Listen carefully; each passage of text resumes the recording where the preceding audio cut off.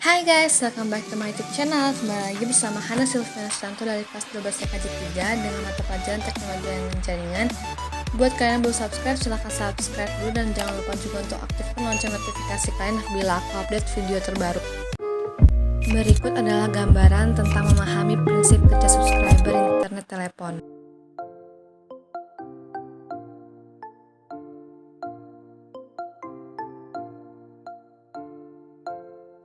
Konsep DSL atau Digital Subscriber Line. DSL atau berasal dari bahasa Inggris Digital Subscriber Line adalah satu set teknologi yang menyediakan penghantar data digital melewati kabel yang digunakan dalam jarak dekat dari jaringan telepon setempat. Biasanya kecepatan download dari DSL berkisar 128 KB per second sampai 24.000 KB per second tergantung dari teknologi DSL tersebut. Kecepatan upload lebih rendah dari download untuk ADSL dan sama cepat untuk SDSL. Pengertian teknologi DSL atau Digital Subscriber Line. DSL atau Digital Subscriber Line merupakan kumpulan teknologi-teknologi memanfaatkan bandwidth yang tidak digunakan pada jaringan telepon tembaga biasa yang telah lama ada untuk menghantarkan data digital berkecepatan tinggi. Koneksi DSL sangat mudah digunakan seperti halnya koneksi dial-up biasa. Namun sifat dan kecepatannya seperti halnya koneksi Lasset line yang dapat selalu aktif selama koneksi ke sentral terminasi DSL masih aktif. ADSL melalui jalur POTS dan ISDN. Konsep dasar dari ADSL adalah untuk membebani, mengirim, ataupun untuk menerima sinyal-sinyal digital pada jalur kabel tembaga pada pita frekuensi yang berbeda dengan yang digunakan untuk pelayanan telepon. Hal ini memungkinkan ADSL untuk ditransmisikan baik melalui jalur telepon reguler atau kadang disebut sebagai pelayanan telepon model kuno POTS maupun melalui pelayanan ISDN digital. Pengalokasian spektrum. Komunikasi suara tradisional dengan telepon hanya menggunakan frekuensi sampai 4 kHz. SDN menggunakan porsi spektrum sampai 70 kHz. Frekuensi-frekuensi di atas angka ini, misalnya sampai 1,1 MHz, tersedia bagi teknologi ADSL. Mekanisme kerja DSL. DSL bekerja menggunakan kabel telepon standar yang terbuat dari tembaga. Saat ini kabel telepon jenis tersebut sudah banyak tersambung dan tersedia luas ke rumah-rumah atau kantor-kantor. Teknologi DSL ini membawa kedua sinyal analog serta digital pada satu kabel. Sinyal digital untuk komunikasi data sementara, sinyal analog untuk suara seperti halnya yang digunakan telepon sekarang yang disebut sebagai POTS atau Plain Old Telephone System. DSL akan mengoneksikan dan membawa sinyal digital untuk komunikasi data yang bekerja dengan menggunakan modem khusus atau modem DSL untuk membaca atau encode data tersebut dan kemudian mengirimkannya melalui frekuensi yang tidak terpakai pada kabel telepon tersebut. Tipe-tipe DSL atau Digital Subscriber Line terdiri atas Asymmetric DSL atau ADSL, Symmetric DSL atau SDSL, Symmetric High Speed DSL atau GSHDSL,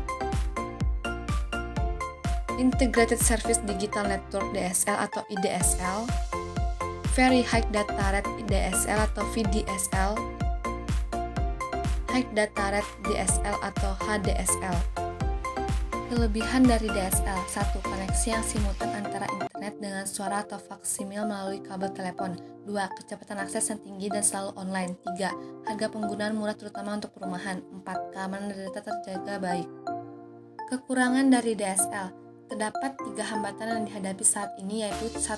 Panjang kabel tembaga dari CO ke pelanggan. 2. Adanya load coils dan bridge taps. 3. Serat optik yang digunakan untuk beberapa jalur telepon. Permasalahan yang sering terjadi pada penggunaan DSL. 1. Panjang saluran telepon ke pelanggan lebih dari 18.000 feet. Beberapa bagian saluran telepon menggunakan serat optik. 2. Terdapat banyak load coils dan bridge taps pada saluran telepon. 3. Pelanggan harus berhubungan dengan lebih dari satu perusahaan untuk mendapat layanan dan pemecahan masalah, berarti birokrasi yang panjang dan lama. 4. Informasi teknis sukar diperoleh. Kurang tenaga terlatih untuk memasang perangkatnya. 5. Instalasinya hanya mendukung OS tertentu, misalnya Windows dan macOS, tapi tidak mendukung Linux. 6. Setelah terhubung dengan LAN, sehingga mungkin menimbulkan masalah keamanan. Prinsip kerja subscriber pada internet telepon terdiri atas pengertian ADSL, modem ADSL, perangkat ADSL, cara penggunaan ADSL, kelebihan dan kekurangan ADSL, cara kerja modem ADSL, implementasi modem ADSL. Pengertian ADSL. Asymmetrical Digital Subscriber atau ADSL merupakan salah satu dari beberapa jenis Digital Subscriber Line atau DSL. Di samping HDSL, VDSL, IDSL, GHDSL, dan SDSL, teknologi ini memberikan kecepatan transfer data yang berbeda antara proses pengiriman data atau upload dan penerimaan data atau download. Modem ADSL. Modem ADSL adalah perangkat yang dipakai untuk menghubungkan komputer maupun router ke saluran telepon sehingga bisa mentransfer data maupun mengakses internet. Perangkat ADSL. 1. Di sisi pelanggan atau disebut CPE, Customer Premise Equipment. Di sisi pelanggan harus ada penerima DSL atau modem ADSL dan splitter. 2. Satu sisi lagi di sisi Telkom. 3. Di sisi Telkom terdapat ADSL multiplexer yang disebut DSLAM atau Digital Subscriber Line Access Multiplexer untuk menerima sambungan dari pelanggan. Cara penggunaan ADSL. 1. Tersedia perangkat ADSL. 2.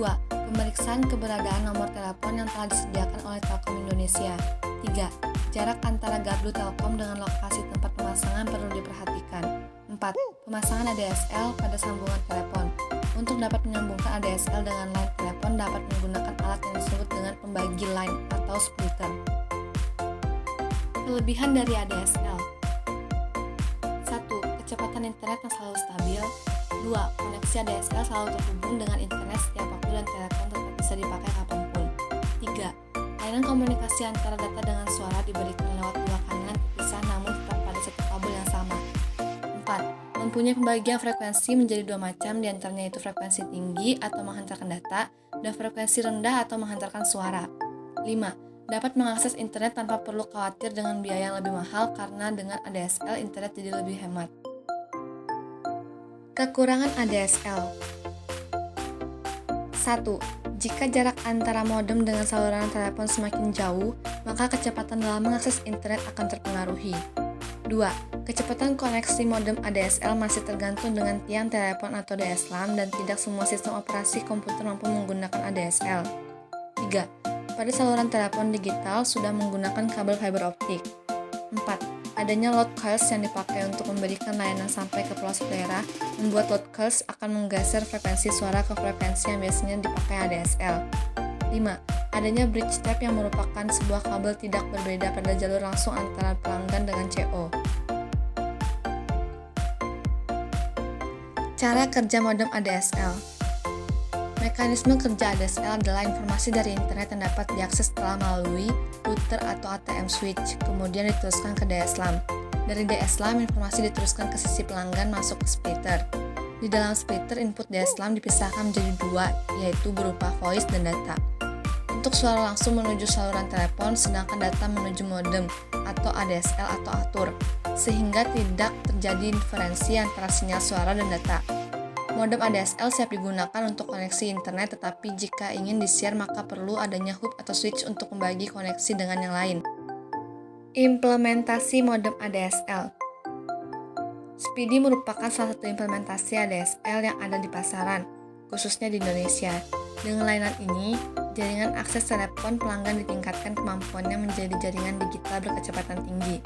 Sehingga selain mendapatkan fasilitas telepon atau voice, pelanggan juga dapat melakukan akses internet atau dedicated dengan kecepatan atau downstream yang tinggi atau sampai dengan 800 kB per second. Oke guys, video tadi membahas tentang memahami prinsip kerja subscriber internet telepon. Jangan lupa untuk like, komen, dan share video ini. Dan sampai di sini dulu video aku kali ini. Semoga bermanfaat untuk kalian semua. Thank you for watching. Bye bye. See you in my next video.